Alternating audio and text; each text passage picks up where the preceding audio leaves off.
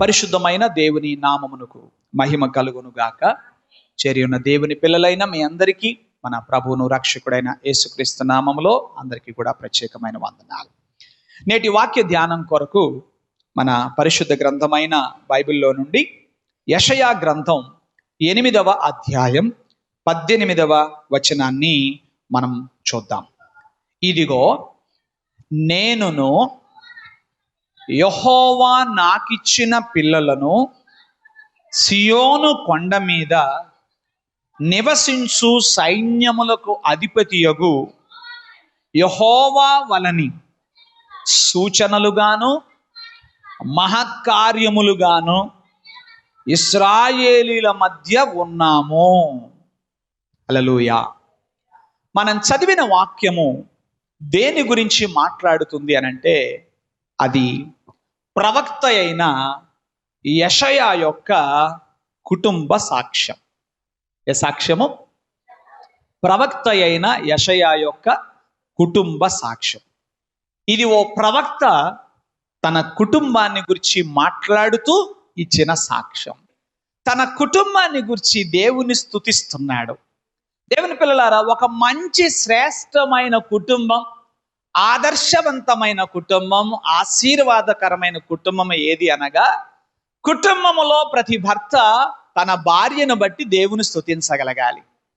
ప్రతి భార్య తన భర్తను బట్టి దేవుని స్తుతించగలగాలి. ప్రతి తల్లిదండ్రి కూడా తమ పిల్లలను బట్టి దేవునిని స్తుతించగలగాలి. హల్లెలూయా. ఇక్కడ యెషయా ఏం చేస్తా ఉన్నాడు? దేవుని స్తుతిస్తా ఉన్నాడు. ఇదిగో నేనును యెహోవా నాకిచ్చిన పిల్లలను అని అంటున్నాడు. ఈ మాటలు మనం చదువుతుంటే మనకు చాలా మంది బైబిల్ గుర్తొస్తారు. యెహోషువ ఏమంటున్నాడు? నేనును నా ఇంటి వారును యెహోవాని సేవించెదము అని అంటాడు. దేవునికి స్తోత్రం కలుగునుగా.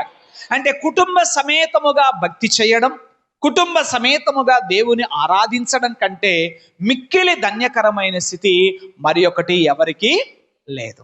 అయితే ఇక్కడ మనం చదివిన వాక్యములో యెషయా తన కుటుంబ సాక్ష్యాన్ని ఇస్తూ కొన్ని మాటలు వాడాడు. అదేమన్నాడంటే, నేను యెహోవా నాకు ఇచ్చిన పిల్లలు సియోను కొండ మీద నివసించు సైన్యములకు అధిపతియగు యెహోవా వలని సూచనలుగాను. ఆ మాటను గమనించండి అందరూ.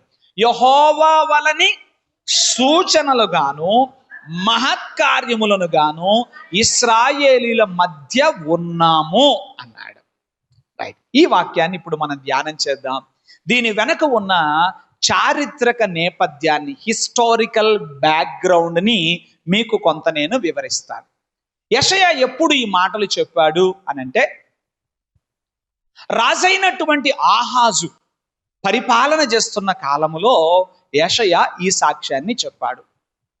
ఆ రోజులు ఎలా ఉన్నాయి అంటే, ఆహాజు పరిపాలన చేస్తున్న కాలములో ఆయన పరిపాలన చేస్తున్న దేశము పేరు యూదా దేశము. ఆ యూదా దేశము మీదకి ఇద్దరు శత్రు రాజులు దండెత్తి వచ్చారు. ఆ ఇద్దరు శత్రువులలో ఒకరు పరాయి వాళ్ళు కాదు, అయినోళ్లే. కొన్నిసార్లు మనకు అయినోళ్ళు కూడా ఎలా మారుతారు? అయినోళ్ళు అంటే అర్థం ఏంటి? తోడబుట్టినోళ్ళు, రక్త సంబంధులు అంటాం కదా.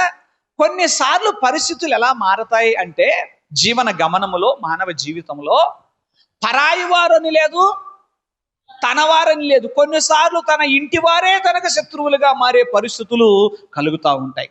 మరి యూదా దేశం మీదకి దండెత్తిచ్చిన వారు ఎవరు అనగా, ఉత్తర రాజ్యముగా పిలువబడుతున్న ఇశ్రాయేలు వారు. వాళ్ళు పరాయి వాళ్ళు కాదు, అయినోళ్లే. అంటే అటు ఇశ్రాయేలు దేశపు వారు, యూదా దేశపు వారు అన్నదమ్ముల పిల్లలు. సో ఇశ్రాయేలు వారికి ఎవరు తోడయ్యారట? సిరియనులు తోడయ్యారు. ఎవరు తోడయ్యారు? సిరియనులు తోడయ్యారు. సో దేశం మీదకి ఇద్దరు రాజులు తమ సైన్యముతో దండెత్తి వస్తుంటే, ప్రవక్త అయిన యెషయాను దేవుడు రాజైన ఆహాజు దగ్గరికి పంపించాడు. దేవుని పిల్లలు గమనించండి, దైవజనులంటే కేవలం హెచ్చరికలు చేసేవారు మాత్రమేనా? నో. ఒకవేళ నువ్వు కానీ అలా ఒక దైవజనుని చూస్తే అది నీవు పొరపాటు పడుతున్నావు, అది నీవు అపార్థం చేసుకుంటున్నావని వాక్యము ద్వారా గ్రహించవలసి ఉంది. యెషయాను దేవుడు ఎందుకు పంపించాడు ఆహాజు వద్దకంటే, ఒక సందేశముతో పంపించాడు. ఏమిటా సందేశం అంటే నిరీక్షణ సందేశం. ఏ సందేశము? నిరీక్షణ సందేశం. ఒక ఆశీర్వాద సందేశముతో పంపించాడు. ఏమిటి ఆశీర్వాద సందేశము? ఏమిటి ఆ నిరీక్షణ సందేశం అంటే, నా ప్రజలారా, రాజా, నీవు నీ ప్రజలు దేవుని తట్టు తిరిగితే ఆయన మిమ్మల్ని ఆశీర్వదిస్తాడు. మీ మీదకి దండెత్తి వచ్చిన షోమ్రోను రాజు లేదా ఇశ్రాయేలు రాజు, అలాగే అదుగో సిరియనుల రాజు, వీళ్ళు ఇద్దరు కూడా నిన్నేమి చేయలేరు. నీవు దేవుని తట్టు తిరుగు, ఆయన నీకు జయమిస్తానంటున్నాడు. నీ మీదకి దండెత్తడానికి వచ్చిన వాళ్ళే వారి మీదకి ఇంకొకరు దండెత్తి రాబోతున్నారు. వారు దోపుడు సొమ్ముగా పట్టబడతారు. నీవేమీ కలవరపడద్దు, నీవేమీ గుండె చెదరనివ్వద్దు, నీవు ధైర్యంగా ఉండు అంటూ పంపించాడు. నీవు భయపడద్దు, నీ గుండెను ఏమాత్రము అవినీయవద్దు, నేను నీకు అండగా నిలబడతాను. నీ మీదికి యుద్ధం చేయడానికి వస్తున్న వాళ్ళు నీ మీద జయం పొందకుండా నేను నిన్ను కాపాడతాను అన్నాడు. అన్నప్పుడు ఆహాజ్ ఏం చేయాలండి? ఆహాజ్ ఏం చేయాలి? దేవుని తట్టు తిరగాలి కదా. కానీ ఆయన అలా తిరగలేదు. తిరగకుండా రాజు, దేశ ప్రజలు అందరూ కూడానట యెషయాని వాళ్ళ పిల్లల్ని ఎగతాళి చేస్తున్నారంట. ఏమని ఎగతాళి చేస్తున్నారు? యెషయా, నీకేమన్నా అర్థమవుతుందా? నీకేమన్నా అర్థమవుతుందా? వస్తున్న వాళ్ళు ఎలాంటి వాళ్ళు? చాలా బలవంతులు. ఒకరికి ఇద్దరు వస్తున్నారు మన మీదకి. ఖచ్చితంగా మనం ఏమైపోతాం? పడిపోతాం. ఖచ్చితంగా మనం ఏమైపోతాం? పడిపోతాం. నీవు అంటున్నావు వాళ్ళు దోచుకొనబడతారు, వాళ్ళు కొల్ల పెట్టబడతారని నువ్వు చెప్తున్నావు.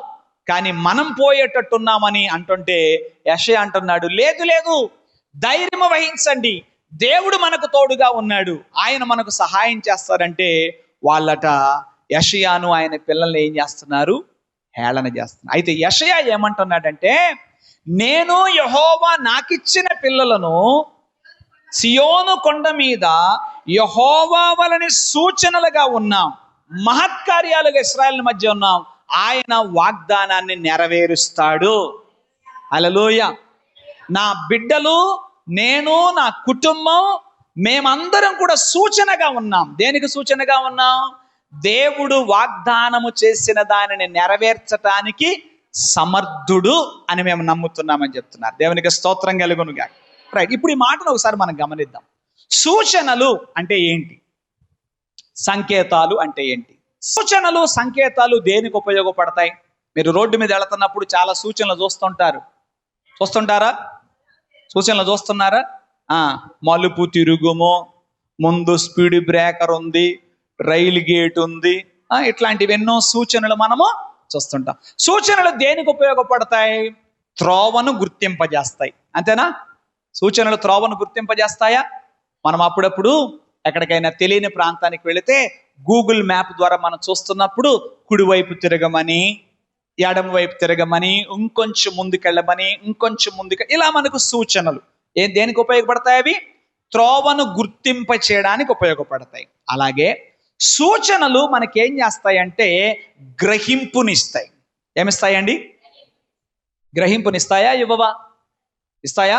ఎలా గ్రహింపునిస్తాయి? ఏవైనా కష్టతరమైనటువంటి విషయాలు ఉన్నాయి అనుకోండి, మీరు ఎప్పుడైనా పిల్లలు ఆడుకునేటప్పుడు గమనించారా? కొన్ని బొమ్మలను సెట్ చేయాలంటే ఆ ముక్కలుగా ఉంటాయి, పజిల్స్ ఉంటాయి. వాటి వెనుక 1, 2, 3 అనే నెంబర్లు వేసి ఉంటాయి. వీళ్ళు ఆ పజిల్ని సెట్ చేసేటప్పుడు దాని మీద, ఆ ముక్క మీద ఉన్న సూచన 1 ఉన్న చోట 1 పక్కన ఏం పెట్టాలి? 5 పెట్టాలి కదా. 5 పెడితే బొమ్మ బాగా వస్తుందా? మీకు తెలుసండి, పిల్లలకి ఆడుకోవడానికి ఇస్తుంటారు కదా, ముక్కలు బొమ్మలు చేసేసి ఒక డబ్బాలో పోసి ఇస్తారు.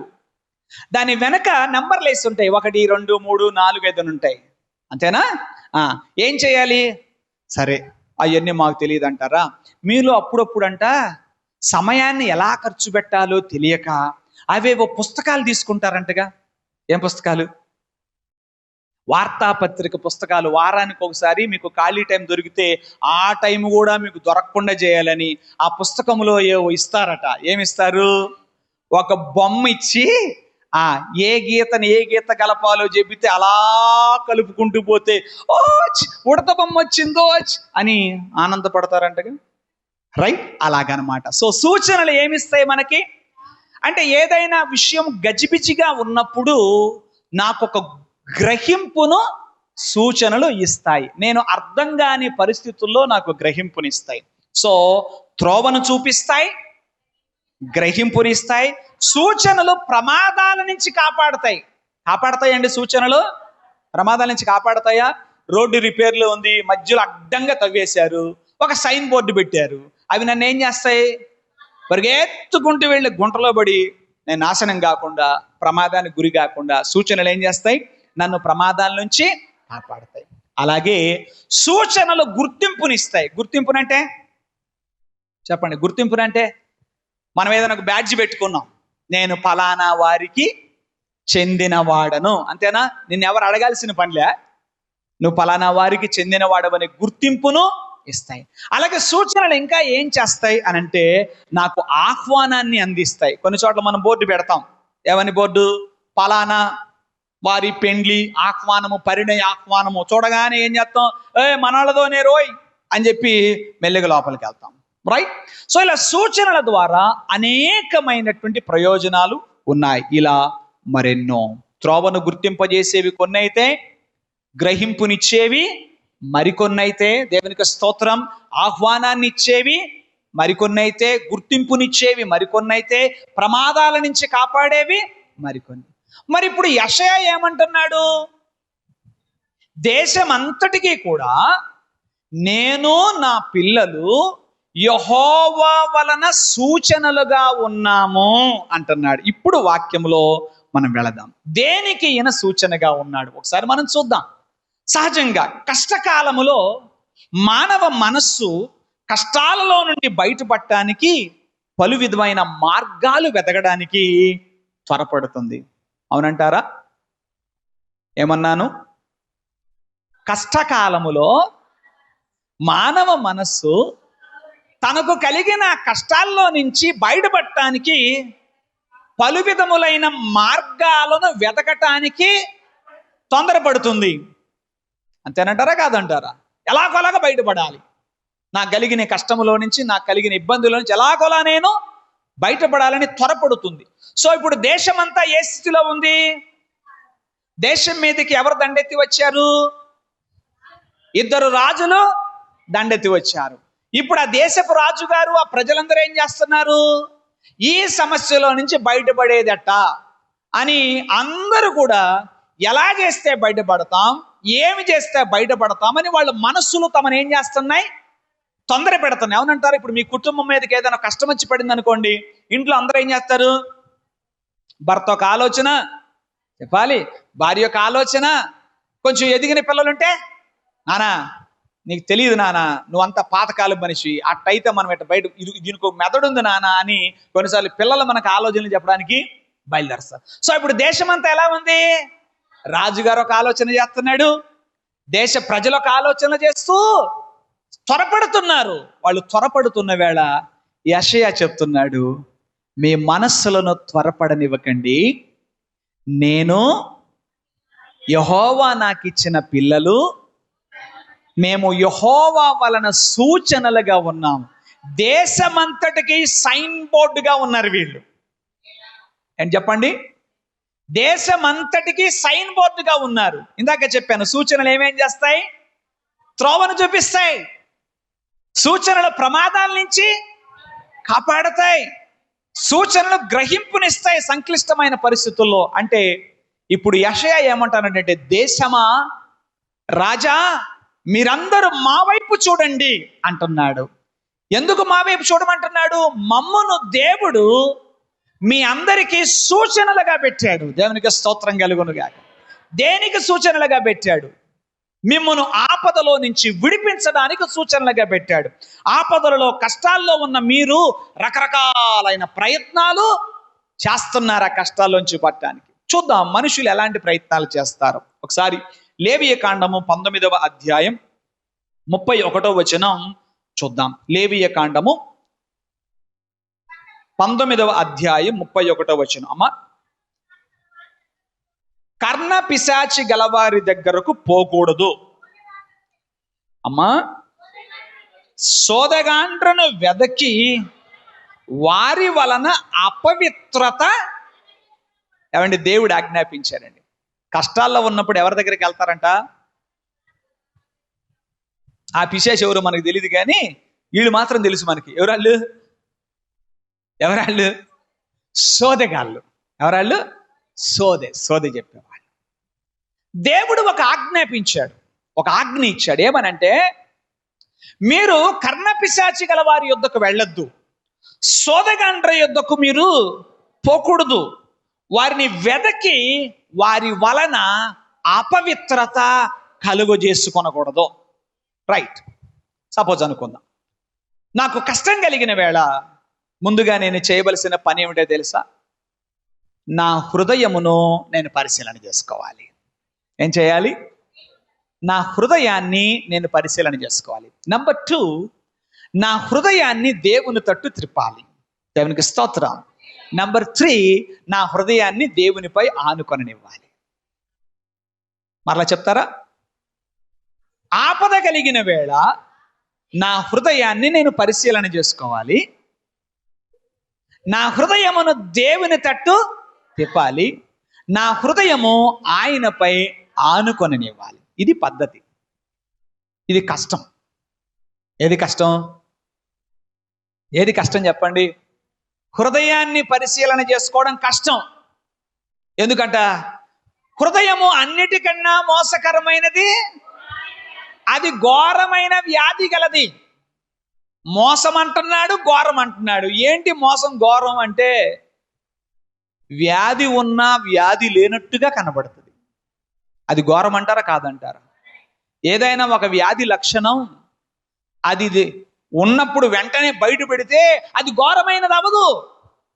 దేవుని పిల్లలారా, ఇవాళ ప్రపంచవ్యాప్తంగా క్యాన్సర్ను ఎందుకు ఘోరమైనదిగా పరిగణిస్తున్నారో తెలుసా? అది ఒక మోసము చేసే రోగం. ఏంటి మోసం అంటే? అది లోపల ఉంటది, అది ఉన్నట్టుగా అసలు ఏ సిమ్టమ్స్ తెలియదు. అది తెలిసే సమయానికే అది చాలా దూరం వెళ్ళిపోతుంది. అందుకే అది మోసము. హృదయాన్ని దానితో పోల్చాడు. హృదయము మోసకరమైనది, అది ఘోరమైన వ్యాధి కలది.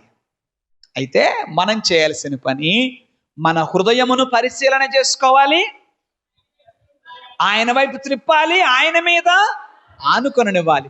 కానీ చాలా మంది ఈ పనులు చేయకుండా, ఇది కష్టం కాబట్టి. ఏది కష్టం? హృదయం పరిశీలన చేసుకోవడం కష్టం, హృదయమును దేవుని తిప్పడం కష్టం, హృదయమును దేవుని మీద ఆనుకొననివ్వడం కష్టం. కనుక సోదైతే ఒక 5 రూపాయలు అయిపోద్దా? ఇప్పుడు ఎవరు చెబుతున్నారు 5 రూపాయలకి? ఎవరు అంటే చూసారా, రేట్లు చెప్పారంటే కొంచెం ఐడియా అన్నా ఉండాలి. అబ్బిబ్బ పాస్టర్ గారు, మీరు ఎందుకు ఎప్పుడు అలా అపార్థం చేసుకుంటారు? మేము చెప్పామంటే మా పక్కింటోళ్ళు చెప్పించుకుంటుంటే తెలుసుకున్నా. నేను మిమ్మల్ని మంచిగానే అర్థం చేసుకున్నా, నేనేం అపార్థం చేసుకోవాలా? నేనేమన్నాను? మీరు రేట్లు చెప్పారు కాబట్టి మీరు చెప్పించుకున్నారని నేను అనడంలా. మీకెలా తెలిసినాయి ఆ రేట్లు అంటే? మీ ఇంటి పక్క వాళ్ళు చెప్పించుకుంటుంటే వాళ్ళు వెళ్ళిపోయాక అడిగారు ఎంత అంటే వాళ్ళు చెప్పారు. ఏమని? ఎందుకు తెలుసుకున్నారు రేటు మీరు అంటే? భవిష్యత్తులో ఎప్పుడన్నా ఉపయోగపడద్దనా? నో. రైట్. ఎనీవే, అది తేలిక, ఇది కష్టం. దేవుని పిల్లలారా, దేవుడు చెప్తున్నాడు, మీరు కన్న పిశాచి గల వారి దగ్గరకు వెళ్ళొద్దు, సోదగాండ్రను వెదకొద్దు, వారి వలన మీ హృదయాన్ని ఏం చేయొద్దు? అపవిత్రం చేసుకోకూడదు. సపోజ్ అనుకుందాం, మన మధ్యలో ఉన్న సహోదరుల నుంచి ఎవరైనా ఒకరు, యూజువల్గా నాకు తెలిసి సహోదరుల కంటే సహోదరులే తొందరగా వెళతారు అనుకుంటే వీళ్ళ దగ్గరికి. ఏమో సరే, ఎందుకు వచ్చిన గొడవలు, ఎటు ఓటు ఎత్తే మళ్ళీ ఏమో మీరు అందరూ అప్పుడు ఒకవేళ ఇటు అన్నాను అనుకోండి, ఏమైనా పాస్టర్ గారు పురుషులు కదా, ఆయన పురుష పక్షపాత అంటారు. ఒకవేళ సోదరులని అన్నామనుకోండి, అప్పుడేమంటారు? లోకమంతా వాళ్ళ పక్షమే, మందిరములో కూడా ఎవరికి. సో అందుకు నేను ఎవరిని అనడంలా, సహోదరులు కావచ్చు, సహోదరులు కావచ్చు, కష్టకాలంలో సోదరి వాళ్ళ దగ్గరికి వెళ్ళారు. అయ్యా, నాకు కష్టం కలిగింది, 4 ఏళ్ల నుంచి వ్యాపారంలో నష్టం వస్తుంది, ఏంటి సంగతి అని అన్నారనుకోండి, కాసేపు టెంగ్ టెంగ్ టెంగ్ టెంగ్ అని ఏం చెప్తారు? దీనంతటికి కారణం మీ తమ్ముడే, దీనంతటికి కారణం మీ తమ్ముడు నీకు ఏం చేయించాడు, పలాంది చేయించాడు, పలానా చోట పలాంది జరిగింది, అయిపోయింది, 50 రూపాయలు చేతిలో పెట్టావు. ఇక నువ్వు ఇంటికి వచ్చి నీ హృదయనంతా నీ తమ్ముని మీద ద్వేషాన్ని నింపుకుంటావు. ఇప్పుడు చెప్పండి, సోదె వలన హృదయం అపవిత్రమైందా పవిత్రమైందా? మీరే చెప్పారు. సోదె వలన హృదయం పవిత్రమైందా అపవిత్రమైందా? సరే, అతను కారణమో కాదో ఇంకా నిరూపణలు ఏమీ లేవు, కేవలం ఒక మాట ఎవరు చెప్పారు? సోదె చెప్పే వ్యక్తి చెప్పాడు, నీ వ్యాపారములో నీవు రాణించకపోవుటకు గల కారణం అంతయు నీ తమ్ముడే అని చెప్పగానే ఇక ఇంటికి వచ్చి, ఓరే ఈడిట్ట చేస్తాడా దుర్మార్గుడు, నా తమ్ముడయ్యుండి నా తోడబుట్టినోడు వీడికి ఎంత చేశాను, ఏమి చెందాను, వీడిట్టాడు పనులు చేస్తాడా అని నీ హృదయం మొదట తన మీద కోపం, తర్వాత పగ. చెప్పండి లెవెల్స్ ఇవి. మొదట కోపం, తర్వాత పగ, తరువాత ప్రతీకారం, తరువాత నరహత్యకు సహితం వెళ్ళిపోద్దంటారా? అంటే నీ హృదయం ఏమైంది? రైట్. సరే, నీ వ్యాపార నష్టంలో నువ్వు దేవుని వద్దకు వచ్చావు. దేవుని వద్దకు వస్తే ఏం జరుగుతుందంటే, దేవుడు ఏం చెప్తాడంటే, నా కుమారుడా, నీవు నీ హృదయమును గర్వమునకు చోటిచ్చావు, దాన్ని సరిచేసుకో, నేను నిన్ను ఆశీర్వదిస్తానంటాడు. అందుకేగా దేవుడు అంటే మనకు నచ్చంది. నా కుమారుడా, నీవు దుష్ట సాంగత్యం చేస్తున్నావు, అందుకనే నీకు ఈ నష్టం సంభవించింది, ఆ సహవాసాన్ని విడిచిపెట్టు అంటాడు. అందుకేగా మనకు కష్టం దేవుని దగ్గరికి రావాలంటే. ఇట్లాంటి ఎన్ని ఆయన చెబుతాడని తెలిసే అసలు ఆయన దగ్గరికి రాంది, వెళ్ళేదే అందుకు. ఎవరి దగ్గరికి?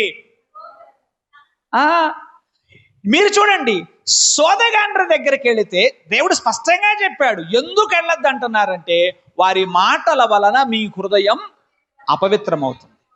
మరి దేవుని వద్దకు వెళితే, అవునా ప్రభువా, నాలో నాకు తెలియకుండానే గర్వం చోటు చేసుకుందా నాయనా, నాలో నాకు తెలియకుండానే మత్సరము చోటు చేసుకుందా ప్రభువా, నాలో నాకు తెలియకుండానే నేను అపవిత్రమైన వాటికి చోటిచ్చానా ప్రభువా, ప్రభువా నాకు తెలియకుండానే నీకు ఇవ్వవలసిన స్థానాన్ని దొంగిలించానా ప్రభువా.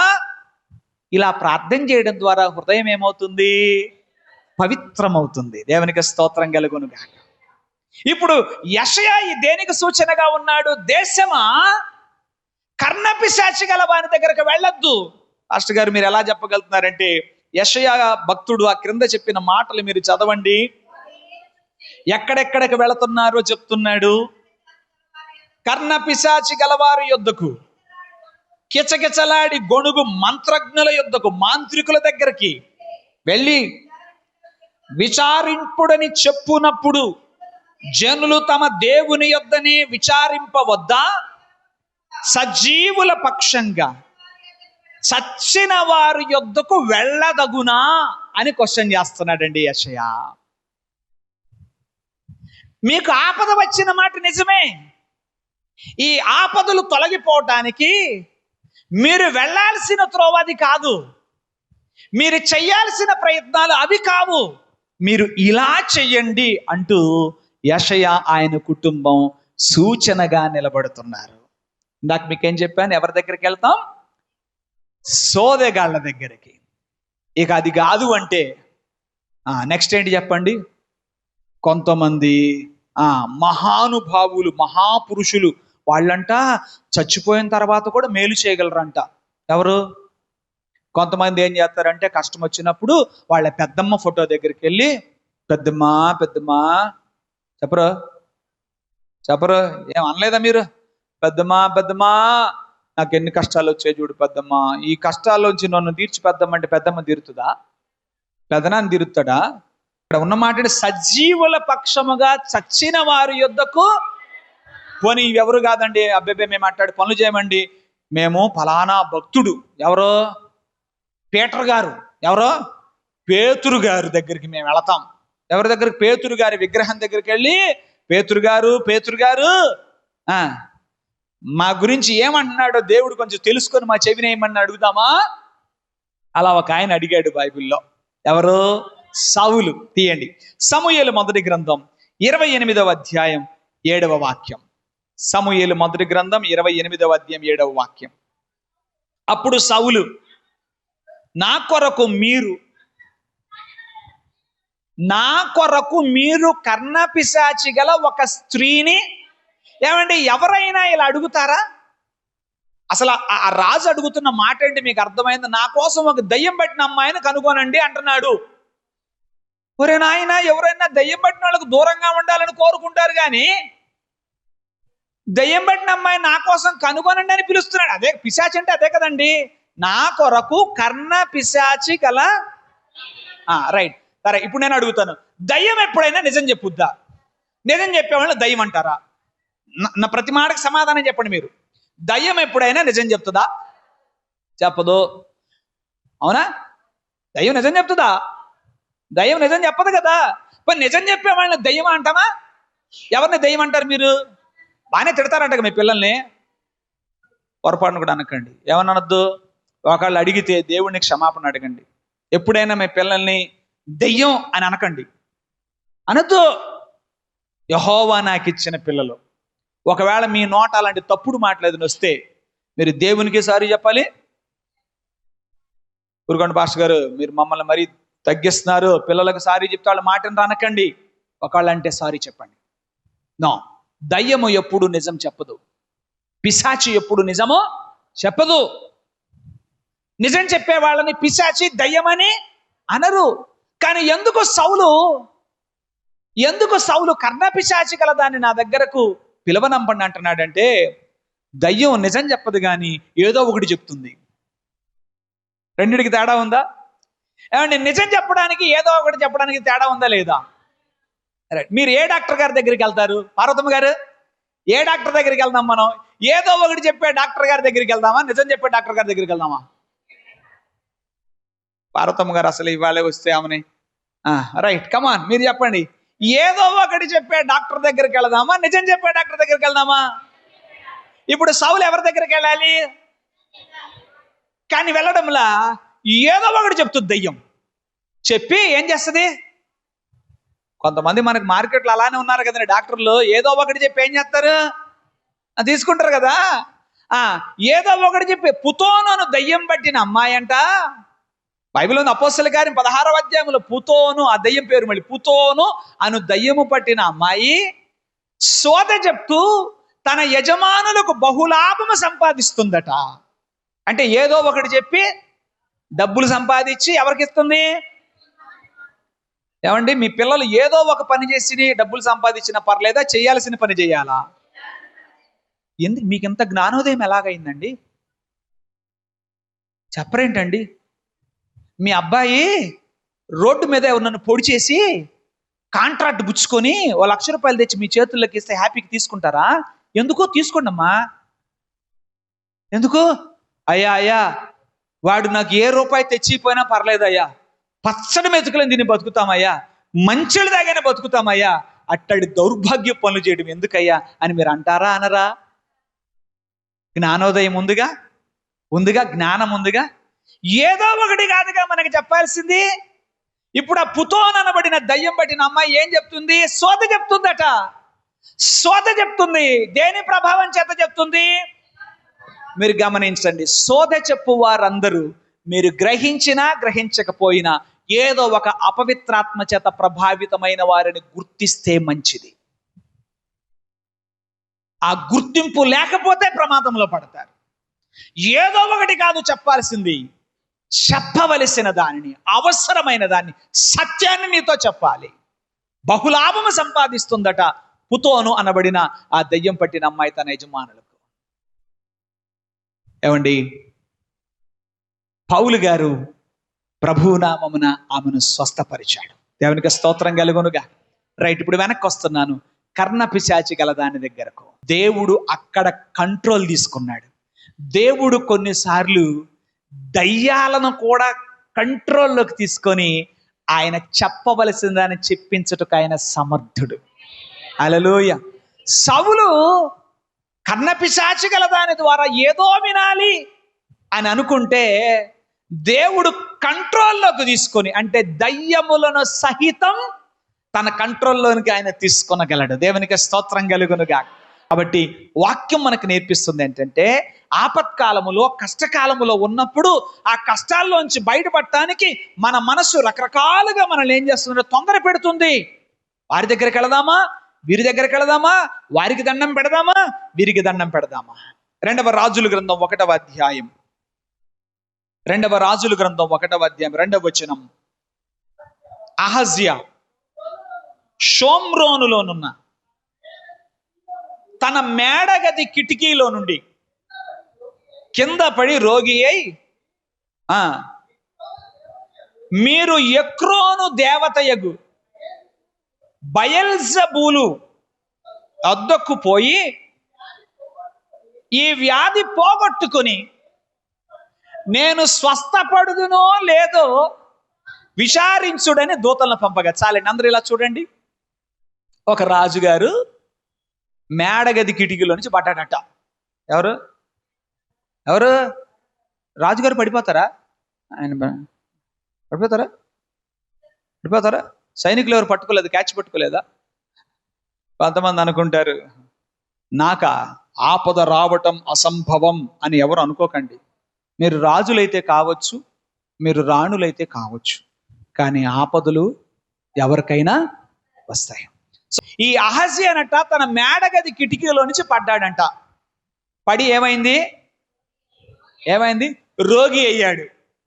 రోగి అయినప్పుడు అహజ్యా, ఇందాక నేనేం చెప్పాను, ఆపద కలిగినప్పుడు ముందు హృదయాన్ని పరిశీలన చేసుకోవాలి, తర్వాత హృదయాన్ని దేవుని తట్టు తిప్పాలి, హృదయం ఆయన మీద ఆనుకొనివ్వాలి. మీరు కూడా ఈ పని చేస్తున్నారటగా. అబ్బాయి బైక్ మీద నుంచి పడితే ఎంట్రుకలో మిరపకాయ, నాకు తెలుసులే ఏంటి, ఎంట్రుకలు మిరపకాయ నిమ్మకాయ తీసుకొచ్చి, నాకు బాగా తెలీదు, అక్కడక్కడ చూశాను, ఏదో గిరగరా చెప్పండి అటు తిప్పుతారు, ఇట్టా తిప్పి ఇట్ట కొడితే అదేదో పోద్దంటగా. దిష్టి. ఎవరి దగ్గరికి వెళ్ళమన్నాడు? ఎక్రోను దేవతయగు. ఎక్రోను అనే ఊళ్ళో ఒక దేవత ఉందంట. ఆ దేవత పేరేంటి? బయల్జెబూబు. ఇది దయ్యముల అధిపతి పేరు. బయల్జెబూబు వద్దకు పోయి వ్యాధి పోగొట్టుకొని నేను స్వస్థపడుదునో లేదో విచారించుడని దూతలను పంపాడు. వాళ్ళు వెళతా ఉన్నారు. దారి మధ్యలో ఎదురయ్యాడు దైవజనుడు. ఎవరు ఎదురయ్యాడు? ఏమిట్రా, మీ రాజు పంపడం సరే, మీరు వెళ్ళడం సరే, ఎక్కడికి పోతున్నారు అన్నాడు. అయ్యా మేమేం చేయమయ్యా సేవకులు, రాజుగారు పంపిస్తే పోతున్నాం, ఎక్రోనులోని దేవత బయల్జెబూబు దగ్గర కొంత కానుక సమర్పించుకొని నేను బాగుపడతానో లేదో తెలుసుకొని రమ్మంటున్నాడయ్యా, అందుకని పోతున్నామయ్యా అన్నాడు. ఆయన అన్నాడు, మిమ్మును పంపిన వానికి మాట చెప్పండి, వెనకపోండి, గో బ్యాక్. దానికి స్తోత్రం. అదనండి ఒకసారి, గో బ్యాక్ ఐసే, వెనక్కి వెళ్ళండి. వెనక్కి వెళ్ళి మిమ్మల్ని పంపిన వానికి ఇలాగ చెప్పండి, నువ్వు మంచం మీద నుంచి దిగి రాకుండా నిశ్చయముగా మరణమవుదువు అని ఏలియా వారితో చెప్పి వెళ్ళిపోయాడు. వీళ్ళు సగంలో వెనక్కి వెళ్ళారు. వెనక్కి వెళ్ళి రాజుగారికి వర్తమానం చెప్పారు. ఎవడురా అది అన్నాడు. అయ్యా ఆయన పేరెందు మాకు తెలియదు. డ్రెస్అప్ ఎలా ఉంది అన్నాడు. డ్రెస్అప్ ఎలా ఉందంటే ఒంటి మీద గొంగళి ఉంది, దుప్పటి ఉంది, చేతిలో కర్ర ఉంది. ఇదే ఆయన గుర్తింపు. ఇంకా ఎవరు? వాడా, ఆడు ఏలియా.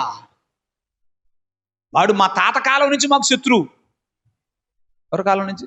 మా నాన్న కాలం నుంచి మాకు, నార్మల్గా మాట్లాడుతున్నాను, ఎవరి కాలం నుంచి శత్రువు? మా అయ్య కాలం నుంచి వాళ్ళు వాళ్ళకి మాకు అసలు పడదు. నువ్వు వాళ్ళ దగ్గర పడు. అయ్యా మేమేం ఆయన దగ్గరికి వెళ్ళాలా, ఆయనే మాకు ఎదురొచ్చాడు, ఇది చెప్పాడు. అక్కడ మనం గమనిస్తున్నప్పుడు ఆ ఏలియా ఏం చేస్తున్నాడు? మాట చెప్తున్నాడు. ఏమని? అతడు మంచము మీద నుండి దిగి రాకుండా అతడు మరణిస్తాడు అని చెప్పి. దేవుని పిల్లలారా, ఆపత్కాలమున దేవుని వెదకవలసిన రాజు దేవుని కాకుండా ఏం చేస్తున్నాడు? వాడు మా నాన్న కాలము నుంచి శత్రువు. ఎవరంట శత్రువు? దైవజనుడు తనకు ఎవరు? శత్రువు. అందుకని అతని దగ్గరికి వెళ్ళొద్దు, ఎక్రోనులోనున్న దేవతకు బయల్జెబూబు దగ్గరకు వెళ్ళమన్నాడు. దేవుని పిల్లలారా గమనించండి, ఈ విధమైన ప్రయత్నం అతనికి ఏమైనా మేలు కలగజేసిందా? అహజ్యాకు ఏదైనా మేలు కలగజేసిందా? మేలు కలగచేయలా, అతను అలానే మరణించాడు. ఇలా మనం లేఖనాలు చూస్తుంటే దేవుని తట్టుగాక మరి వేరు వేరు వ్యక్తుల దగ్గరకు వెళ్ళి వేరు వేరు ప్రయత్నాలు చేసి వారు ఏమయ్యారు? హతమయ్యారు. ఇప్పుడు వీటన్నిటి ద్వారా యెషయా ఏం చెప్తున్నాడంటే, మీరు మళ్ళవలసిన దేవుని తట్టు మళ్ళుకోండి అని చెప్తున్నాడు. దేవునికి స్తోత్రం. హల్లెలూయా, హల్లెలూయా. మీరు మళ్ళవలసిన దేవుని తట్టు మీరు మళ్ళుకోండి. కీర్తనల గ్రంథం 107వ కీర్తన ఒకసారి తీయండి. 107వ కీర్తన 6వ చరణం ఒకసారి మనం చూద్దాం. వారు కష్టకాలమందు యెహోవాకు మొర్రపెట్టిరి, ఆయన వారి ఆపదలలో నుంచి వారిని విడిపించెను. వారి కష్టకాలమందు యెహోవాకు మొర్రపెట్టిరి, ఆయన వారి ఆపదలలో నుంచి వారిని విడిపించెను అని మనం చూస్తున్నాం. కష్టకాలంలో ఏం చేయాలి? కర్ణపిశాచి గల వారి దగ్గరకు పోవటం కాదు, మృతులైన వారి దగ్గరకు వెళ్ళి విచారించడము కాదు, దేవతలు అనబడిన వారి దగ్గరికి వెళ్ళి విచారించడము కాదు, దేవుని తట్టు మళ్ళుకోవాలి. కష్టకాలమందు వారు యెహోవాకు మొరపెట్టిరి, ఆయన వారి ఆపదలలో నుంచి వారిని విడిపించను అని మనం చూస్తున్నాం. దేవునికి స్తోత్రం కలుగునుగాక. హల్లెలూయా. దేవుని పిల్లలారా ఆలోచన చేయండి. యెషయా గ్రంథంలోని 38వ అధ్యాయం 14వ వచనంలో మనకు హిజ్కియా ఒక మంచి మాదిరిని చూపిస్తున్నాడు. దాన్ని మనం గమనిద్దాం. యెషయా గ్రంథం 38వ అధ్యాయం 14వ వచనం.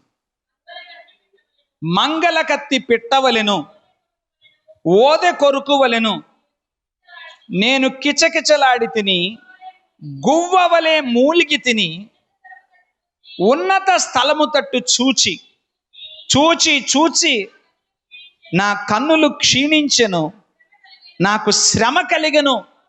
యెహోవా నా కొరకు పూటబడి ఉండు. పూటబడి ఉండడం అంటే నాకు మాట ఇవ్వయ్యా అని అర్థం. ఏమర్థం? నాకు వాగ్దానం చెయ్యి నాయనా, నాకు సహాయం చేస్తానని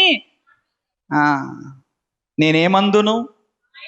ఆయన నాకు మాట ఇచ్చెను, ఆయనే నెరవేర్చెను. దేవునికి స్తోత్రం. హిజ్కియాకు మరణకరమైన రోగం కలిగిందండి. ఆ మరణకరమైన రోగము కలిగినప్పుడు ఆయన సౌలు వలె కర్ణపిశాచి గలవారి యొద్దకు ఎవరిని పంపించలా. హిజ్కియాకు మరణకరమైన రోగము కలిగినప్పుడు మృతులైన వారి దగ్గరకు విచారించడానికి వెళ్ళలా. హిజ్కియాకు మరణకరమైనటువంటి ఆ వ్యాధి కలిగినప్పుడు ఆయన చెప్పండి ఏ దేవతల యొద్దను విచారించడానికి వెళ్ళలా. ఏమంటున్నాడు? మంగళ కత్తి పిట్టవలే, ఓదె కొరుకు వలె నేను కిచకిచలాడుతుని, గువ్వ వలె మూలిగి తిని, నాకు శ్రమ కలిగింది అంటున్నాడు. ఉన్నత స్థలము తట్టు చూచి చూచి నా కన్నులు క్షీణించెను, నాకు శ్రమ కలిగిన. యెహోవా నా కొరకు పూటబడి ఉండుము, నాకు సహాయం చేస్తానని వాగ్దానం చెయ్యి దేవా అని దేవుని దగ్గర మాట తీసుకున్నాడు. దేవునికి స్తోత్రం. మాట తీసుకుని అంటున్నాడు, ఆయన నాకు మాట ఇచ్చెను, ఆయనే నెరవేర్చెను అంటున్నాడు. దేవునికి స్తోత్రం కలుగునుగా. అంటే ఇప్పుడు యెషయా, హిజ్కియా మనకు ఒక మంచి మాదిరిని చూపిస్తున్నారు. ఆ రోజున రాజైన ఆహాజు పరిపాలన చేస్తున్న కాలములో దేశ ప్రజలందరికీ వర్తమానం ఇచ్చాడు. ఏమని వర్తమానం? ఇదిగో యెహోవా నాకిచ్చిన పిల్లలు నేను ఆయన వలన సూచనలుగా ఉన్నాం, మహత్కార్యములుగా ఉన్నామని చెప్పిన ఆహాజు మాట వినలేదు. కానీ ఆ రోజున ఆయన మాటలు పిల్లవాడిగా ఉన్నప్పుడు హిజ్కియా విని ఉండవచ్చు. ఎందుకంటే ఆహాజు కుమారుడే హిజ్కియా. ఎవరి కుమారుడు? హిజ్కియా. వాళ్ళ నాన్నలాగా ఆపద కలిగిన వేళ కర్ణపిశాచి దగ్గరకు వెళ్ళలా, సోదెగాళ్ళ దగ్గరకు వెళ్ళలా, ఏ దేవతల వద్దకు వెళ్ళలా, ఏ మృతులైన వారి దగ్గరకు వెళ్ళలా. ఎవరి దగ్గరికి వెళ్ళాడు? నాకు సహాయం చేయి. దేవునికి స్తోత్రం, హల్లెలూయా. అలాగున ఆనాడు తన బాల్య దినాలలో యెషయా ద్వారా దేవుడు పలికినటువంటి ఆ మాటలను చెప్పండి, హిజ్కియా గుర్తు పెట్టుకున్నాడు. హల్లెలూయా. అవి తన మీద పని చేశాయి. అలాగున తను జీవించినప్పుడు ఆయన ఆశీర్వదించబడిన వాడిగా ఉన్నాడు. దేవుని పిల్లలారా, మన కుటుంబాల్లో మన మీద ఉన్న శాపం పోవాలంటే, ఆపదలు తొలగిపోవాలంటే మనం ఏమేమో చేస్తే అవ్వదు. మనము తిరగవలసినట్టుగా దేవుని తట్టు మనము తిరగాలి. మనం అలా తిరిగితే ఆయన అద్భుతాలు చేసే దేవుడు, మహత్కార్యాలు చేసే దేవుడు, మాట ఇచ్చి నెరవేర్చే దేవుడు. దేవునికి స్తోత్రం కలుగునుగా. ఇప్పుడు ఫైనల్గా ఒక క్వశ్చన్ మనకేంటంటే, యెషయా మరియు అతని కుటుంబం ప్రజలను దేవుని వద్దకు మళ్ళించడానికి సూచనలుగా ఉన్నారు. మరి మీరు దేనికి సంకేతంగా ఉన్నారు? క్వశ్చన్ అర్థమైందా మీకు? యెషయాను ఆయన పిల్లలు ప్రజలను దేవుని వద్దకు మళ్ళించడానికి సూచనలుగా ఉన్నారు. మరి మీరు దేనికి సూచనలుగా ఉన్నారు? దేవుని వద్దకు మళ్ళించటానికా, దేవుని నుండి మళ్ళించడానికా? రెండు ఒకటేనా? To from. Who are you? నీవు దేవుని వద్దకు మళ్ళించే వ్యక్తివా, దేవుని నుండి మళ్ళించే వ్యక్తివా? యెషయా ఆయన పిల్లలు ప్రజలను దేవుని వద్దకు మళ్ళించేవారుగా ఉన్నారు, అంతేగాని దేవుని నుండి వేరే వైపుకు మళ్ళించేవారుగా యెషయా ఆయన పిల్లలు లేరు. నా జీవితం, మన జీవితం ప్రజలను దేవుని వద్దకు మళ్ళించడానికి ఉపయోగపడాలి, అందుకు సూచనలుగా ఉండాలి. ఆనాడు యెషయా చెప్పిన మాటలు హిజ్కియా మీద ప్రభావాన్ని చూపించాయి. వాళ్ళ నాన్నగారిలాగా తాను నడుచుకోలేదు. దేశాన్ని దిగంబరత్వానికి దారి తీసిన తన తండ్రి వలె తాను నడుచుకోలేదు, కానీ దేవుని తట్టు తిరిగాడు. మూలుగులిడాడట, అయా నాకు పూటపడు, నాకు సహాయం చేయి, నాకు మాట ఇవ్వు అని అడిగి ఆయన యొద్ద నుంచి మాట పొందుకొని ఆయన చెప్తున్నాడు, ఆయన నాకు మాట ఇచ్చెను, ఆయనే నెరవేర్చెను. దేవునికి స్తోత్రం కలుగును గాక. తలలో వంచండి, ప్రార్థన చేసుకుందాం. ప్రభువా, మీకు వందనాలు చెల్లిస్తున్నాం నాయన. ఈ ఉదయ కాలమున మీరు మాకు అనుగ్రహించిన మీ సందేశమును బట్టి మీకు స్తోత్రము ప్రభువా. తండ్రి, మా జీవిత కాలములో పలు విధమైన కష్ట నష్టములు ఏర్పడినప్పుడు మా హృదయాన్ని పరిశీలన చేసుకున్నటకు బదులు, మా హృదయాన్ని మీ తట్టు తిప్పుటకు బదులు, మా హృదయమును మీ మీద ఆనుకొనివ్వడానికి బదులుగా వేరు ప్రయత్నములు చేయుట సరికాదు, క్షేమదాయకము కాదు, ఆశీర్వాదము కాదు అని ప్రభువా మీరు మాతో మాట్లాడారు.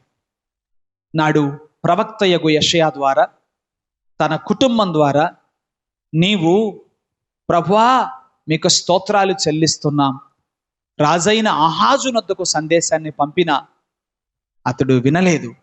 కానీ అతని కుమారుడైన హిజ్కియా ఆ మాటల చేత ప్రభావితుడై తనకు మరణకరమైనటువంటి వ్యాధి కలిగిన వేళ మీ తట్టు తిరిగి మీ వద్ద నుంచి ఒక మాట తీసుకొని ఆ వాగ్దాన నెరవేర్పును అనుభవించి ధన్యుడయ్యాడు. ప్రభువా, దేవా మాకు సహాయం చేయి.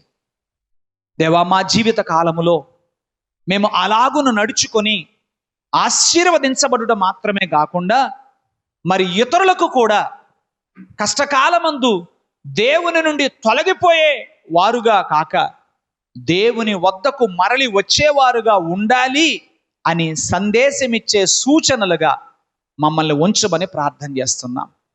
ఈ రోజున మమ్మల్ని పరీక్ష చేసుకోవడానికి ఒక ప్రశ్న వేశారు. మీరు దేనికి సంకేతంగా ఉన్నారు? ప్రజలను దేవుని వద్దకు మళ్లించడానికి సంకేతంగా, సూచనగా ఉన్నారా, లేక దేవుని నుండి మళ్లించడానికి సూచనగా, సంకేతంగా ఉన్నారా అంటూ ప్రభువా సహాయం చేయి. మేమందరము నీ తట్టు తిరిగే వారముగా, నీపై ఆనుకునే వారంగా, మేము మాత్రమే కాదు మా వలె ఇతరులు కూడా మీ తట్టు మళ్ళుకొని మీ మీద తమ మనసును ఆనుకొనిచ్చి నీవు అనుగ్రహించు ఆశీర్వాదానికి, నీవు అనుగ్రహించు దీవెనకు పాత్రులగుటకై సాధనాలుగా మమ్మల్ని వాడుకొనమని ప్రార్థన చేస్తున్నాం. వినిన వాక్యం మా జీవితాలలో ఫలింపును దయచేయమని, నీ కృపా ఆశీర్వాదం మాకు మెండుగా అనుగ్రహించుమని నజరేయుడు యేసు నామములో ప్రార్థన చేసి బ్రతిమలాడి వేడుచున్నాము మా పరమ ప్రియ తండ్రి. ఆమేన్. ఆమేన్.